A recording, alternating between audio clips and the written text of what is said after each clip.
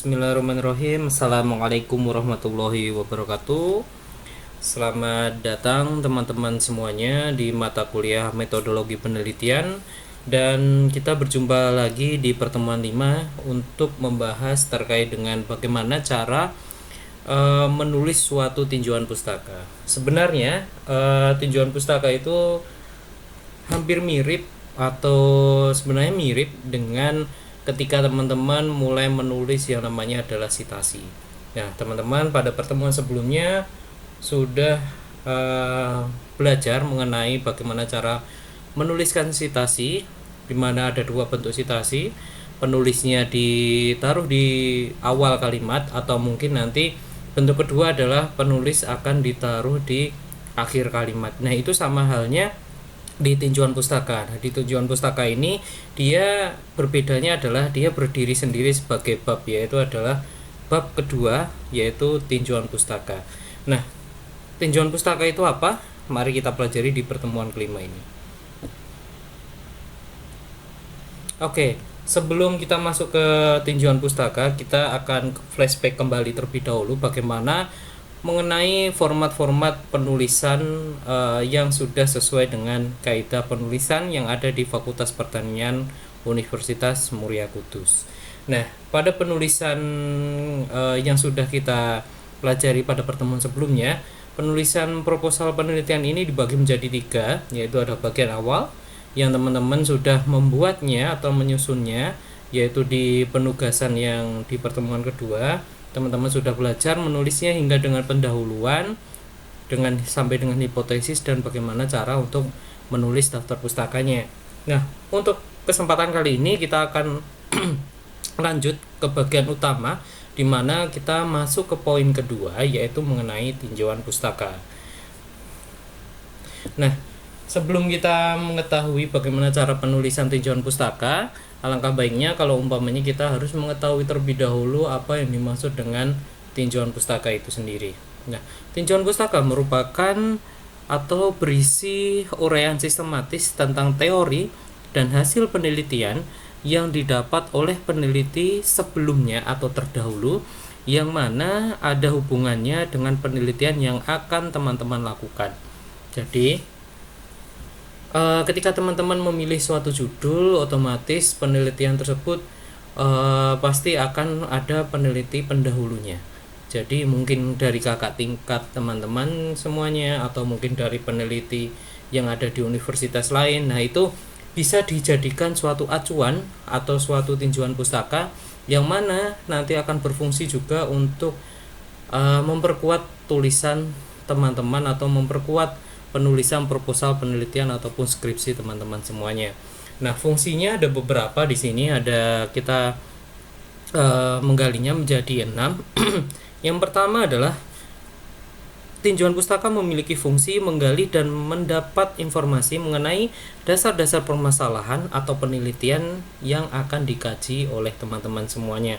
Sehingga dengan adanya tinjauan pustaka, maka teman-teman bisa menggali mengenai dasar-dasar permasalahan dari judul yang akan teman-teman dijadikan penelitian tersebut. Kemudian yang kedua adalah memberi bantuan dalam hal perancangan oleh beberapa prosedur penelitian yang akan dilakukan. Nah, ini hubungannya adalah mengenai dasar-dasar melakukan rancangan percobaannya, entah itu rancangan di lahannya atau entah nanti apa saja yang harus diukur ketika melakukan pengukuran setiap minggunya, itu bisa didapatkan dari tinjauan pustaka itu atau didasarkan dari tinjauan pustaka. Kemudian yang ketiga adalah membantu dalam memberi pemahaman mengenai beberapa teori yang terkait. Nah, teori yang terkait ini juga biasanya adalah ketika teman-teman mendapatkan suatu tinjauan pustaka yang mana itu nanti akan dijadikan dasaran teman-teman melakukan penelitian ke depannya, itu nanti akan bisa memperkuat alasan teman-teman mengapa memilih judul tersebut, atau mungkin mengapa teman-teman memilih rancangan percobaan untuk penelitian teman-teman semuanya. Nah, itu didasarkan oleh tinjauan pustaka, di mana tinjauan pustaka itu otomatis dilakukan atau penelitian yang sudah dilakukan oleh pendahulu sebelum teman-teman melakukan penelitian ini. Nah, berikutnya yaitu adalah poin keempat, mengungkapkan ide yang dimiliki secara sistematis dan kritis. Nah, ini akan ada hubungannya terkait dengan nomor 3 tersebut. Yang kelima adalah menghindari adanya copy paste atau adanya plagiatisme. Nah, plagiatisme ini di sini apa ya? Karena penelitian atau suatu penelitian yang akan kita lakukan itu sangat haram hukumnya untuk ketika sudah ada yang melakukannya. Nah, karena kalau umpamanya sudah ada yang melakukannya, judulnya sama, perlakuan sama, apa yang dilakukan dengan itu sama, itu adalah plagiarisme. Nah, biasanya bagaimana caranya untuk menghindari plagiarisme itu adalah dengan cara mungkin menggunakan dosis yang berbeda, atau mungkin pada tanaman yang berbeda, atau mungkin dengan adanya penelitian sebelumnya teman-teman sudah mengetahui hasil yang terbaik mana, maka perlakuan yang terbaik itu bisa diaplikasikan ke tanaman lain yang nantinya akan dijadikan judul penelitian teman-teman ke depannya. Nah, itu untuk menghindari adanya copy paste atau plagiat. Yang terakhir adalah sebagai jalan mengetahui perkembangan beberapa penelitian terkait topik yang menjadi topik yang diteliti atau perkembangan penelitian tersebut. Jadi tinjauan pustaka itu hubungannya adalah dengan perkembangan ilmu pengetahuan yang semakin lama akan semakin melengkapi. Jadi bisa jadi nanti ketika teman-teman sudah melakukan penelitian ini dan selesai melakukan penelitian tersebut, bisa jadi penelitian atau tulisan ilmiah teman-teman akan dijadikan tinjauan pustaka oleh adik-adik tingkat kalian. Sehingga inilah mengapa suatu tinjauan pustaka sangat penting dijadikan di suatu penulisan karya ilmiah. Nah, berikutnya adalah sama halnya ketika teman-teman melakukan atau membuat suatu sitasi, di mana sebenarnya tidak ada perbedaan antara sitasi dengan tinjauan pustaka, karena sama-sama halnya adalah untuk memperkuat apa yang sudah ditulis teman-teman di proposal penelitian ataupun skripsi atau karya ilmiah lainnya. Nah, hal ini juga terjadi di tinjauan pustaka. Bedanya adalah ketika sitasi itu terdapat pada suatu paragraf, entah itu di bab 1 atau mungkin nanti diisi atau di pendahuluan ataupun yang lainnya. Nah, kalau tinjauan pustaka ini dia berdiri sebagai bab sendiri. Jadi bab kedua itu adalah tinjauan pustaka, di mana tinjauan pustaka tersebut itu juga sama, sumbernya itu dari keenam ini, bisa jurnal nasional atau jurnal internasional, bisa buku cetak, majalah atau surat kabar, artikel, proceeding, halaman internet, atau bahkan skripsi ataupun tesis ataupun karya ilmiah lainnya dari kakak-kakak tingkat kalian semuanya. Nah, ini sama halnya dengan sitasi, baik sitasi ataupun tinjauan pustaka bisa bersumber yang sama. Akan tetapi jika teman-teman sudah menuliskan sitasi pada pendahuluan atau pada bab lainnya, itu tidak bisa digunakan lagi untuk sebagai tinjauan pustaka. Ataupun sebaliknya, kalau teman-teman sudah memilih suatu kalimat dijadikan tinjauan pustaka, ya maka itu tidak bisa lagi untuk dijadikan sitasi pada bab lainnya seperti itu. Jadi tidak bisa digunakan untuk dua kali. Nah, berikutnya adalah langkah-langkah pembuatan suatu tinjauan pustaka. Kita fokus dari yang nomor pertama terlebih dahulu. Yang pertama, teman-teman nanti akan membuat yang namanya outline. Nah, outline itu adalah kata kunci informasi yang dijadikan sebagai acuan dalam proses pembuatan tinjauan pustaka. Nah, ini biasanya pembuatan outline ini itu didasarkan dari judul atau rencana judul dari penelitian teman-teman semuanya, atau rencana judul dari proposal penelitian yang akan teman-teman ajukan. Nah, itu biasanya nanti dari judul tersebut maka akan ada kata-kata kunci informasi yang akan bisa dijadikan sebagai tinjauan pustaka. Yang berikutnya yaitu adalah kemudian setelah mendapatkan kata kunci, mendapatkan kunci-kunci informasi dari judulnya, maka teman-teman langkah berikutnya adalah mencari literaturnya, mencari semacam seperti citasi seperti itu. Jadi literatur itu sama aja untuk teman-teman mengkutip.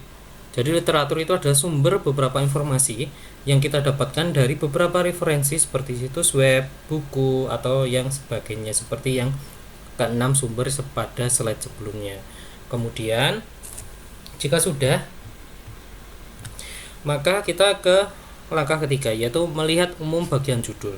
Judul merupakan salah satu tolak ukur sebagai batasan sampai mana kita akan mencari uraian yang menjelaskan pemaparan sehingga tidak merambat ke judul yang lainnya. Jadi tinjauan pustaka yang dicari itu jangan sampai melenceng jauh dari judul proposal atau skripsi atau rencana penelitian teman-teman. Jadi tidak akan meluas, tapi sifatnya adalah mengerucut. Semakin fokus terhadap judul tersebut. Berikutnya yang terakhir adalah menyusun dengan bahasa sendiri. Nah, ini adalah salah satu yang saya tekankan ke teman-teman semuanya, bahwasanya ketika kita mengutip sesuatu dari karya ilmiah lainnya atau karya ilmiah dari orang lain, jangan langsung yang namanya mengkopas sama persis dengan apa kalimat yang ada di karya ilmiah tersebut. Tetapi susunlah dari kalimat yang teman-teman dapatkan, susunlah dengan bahasa teman-teman sendiri tanpa mengurangi makna dari arti sesungguhnya atau dari arti kalimat yang ada di karya ilmiah itu sendiri. Nah, hal itu untuk menghindari adanya plagiasi atau duplikasi, sehingga dengan hal tersebut karya ilmiah teman-teman keotentikannya atau keasliannya tetap terjaga. Sehingga diusahakan ketika teman-teman membuat citasi atau membuat tinjauan pustaka, ketika teman-teman sudah mendapatkan suatu paragraf yang ingin dijadikan tinjauan pustaka, ubahlah paragraf tersebut dengan bahasa teman-teman sendiri tanpa mengurangi makna dari paragraf tersebut. Oke, seperti itu ya, paham? Oke, berikutnya. Nah, ini hal-hal yang perlu diperhatikan dalam pembuatan tinjauan pustaka. Nah, yang pertama adalah hindari penulisan fakta atau hasil penelitian yang sama dengan yang sudah tertulis pada bab pendahuluan. Jadi, ketika teman-teman sudah menuliskan suatu suatu pernyataan atau suatu paragraf yang didapatkan atau disebagaikan citasi itu tadi yang sudah dipakai di bab pendahuluan ataupun nanti di bab isi, itu jangan sampai digunakan lagi sebagai tinjauan pustaka. Nah, karena itu sama aja teman-teman mengulang kalimat yang sama baik di bab pendahuluan ataupun nanti ketika teman-teman menggunakannya di tinjauan pustaka, ya pilih salah satu, itu digunakan di tinjauan pustaka atau digunakan di pendahuluan. Nah, yang berikutnya adalah fakta-fakta yang dikemukakan sejauh mungkin diambil dari sumber aslinya. Jadi kalau teman-teman mendapatkan suatu karya ilmiah, ya karya ilmiah itu harus ada dari sumber aslinya. Jangan sampai sudah ada di skripsi teman-teman yang lainnya, itu kan ada daftar pustaka, tinggal ambil situ saja. Itu tidak boleh, karena teman-teman harus memiliki sumber aslinya juga sebagai bukti bahwasanya teman-teman memiliki naskah aslinya. Nah, berikutnya adalah hindari plagiasi dengan menggunakan bahasa sendiri dalam pembuatan tinjauan pustaka tanpa mengganti maksud inti dari teks aslinya. Nah, ini sama seperti slide sebelumnya, yaitu menggunakan bahasa teman-teman sendiri. Nah, kemudian berikutnya adalah hal ini yang paling penting. Jadi, sama seperti citasi, ketika teman-teman membuat suatu sumber atau semua sumber yang dipakai harus disebutkan dengan mencantumkan nama penulis dan tahun penerbitan serta menuliskannya di daftar pustaka, sehingga semua tinjauan pustaka itu akan didaftarkan di daftar pustaka juga. Seperti teman-teman ketika menulis citasi, maka penulis dari citasi tersebut harus dimasukkan ke daftar pustaka. Itu sama halnya dengan tinjauan pustaka. Tinjauan pustaka ketika teman-teman menulis suatu kalimat dari karya ilmiah orang lain, maka harus dituliskan di daftar pustaka juga dari tinjauan pustaka itu tadi. Oke, paham ya? Nah, ini sebagai contoh saya ambil ada suatu contoh judul di mana judul tersebut terdiri dari seperti ini: tanggapan pertumbuhan dan hasil kultivar jagung atau zemaix pada tanah andisol kahat fosfor yang diberikan campuran pupuk NPK dan asam humat. Nah, teman-teman fokus ke bagian yang saya highlight dengan warna kuning ini. Nah, warna kuning ini adalah kata kunci dari judul-judul tersebut, judul suatu rencana penelitian ini. Jadi yang saya sekali lagi, ada sebuah judul bahwasanya tanggapan pertumbuhan bla bla bla bla campuran pupuk NPK dan hasil asam umat. Ya, yang saya kiri dengan warna kuning ini adalah kata kunci dari judul tersebut, yaitu jagung. Berikutnya adalah tanah andisol, kemudian adalah fosfor, berikutnya adalah pemupukan atau pupuk, berikutnya adalah asam umat. Jadi pada judul tersebut terdapat 5 kata kunci yang nantinya kata kunci tersebut bisa dijadikan bab kedua, yaitu adalah tinjauan pustaka. Contohnya, yang pertama adalah jagung. Nah, di tinjauan pustaka yang pertama itu ada jagung. Nah, teman-teman harus mencari apa aja terkait dengan tinjauan pustaka jagung. Nah, ini contohnya saja ya. Ini bisa mengenai sifat tanaman jagung itu seperti apa, kemudian morfologi tanaman jagung itu seperti apa, kebutuhan haranya itu seperti apa, kegunaan tanaman jagung itu sebagai apa saja, kemudian fase pertumbuhan jagung itu seperti apa aja. Nah, itu teman-teman cari di karya ilmiah orang lain, bisa jurnal, bisa web, ataupun bisa dari 6 sumber itu tadi yang nantinya dijadikan tinjauan pustaka di bab jagungnya. Nah, kemudian tinjauan pustaka yang kedua, di bab yang kedua itu ada tanah andisol. Nah, tanah andisol itu nanti teman-teman akan menceritakan apa aja? Ya, definisi arti dari tanah andisol itu seperti apa, kemudian persebarannya itu bagaimana, sifat tanahnya itu seperti apa, kemudian ketersediaan haranya seperti apa, hingga dengan bagaimana sih terbentuknya suatu tanah andisol tersebut, seperti itu. Kemudian ketiga, nanti teman-teman bisa membacanya sendiri, fosfor itu seperti apa, siklusnya seperti apa, hingga dengan asam umat ini.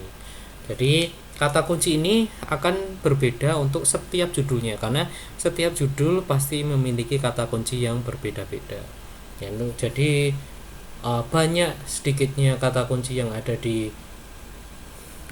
judul itu tergantung dengan judul yang teman-teman ajukan atau teman-teman ingin jadikan penelitian.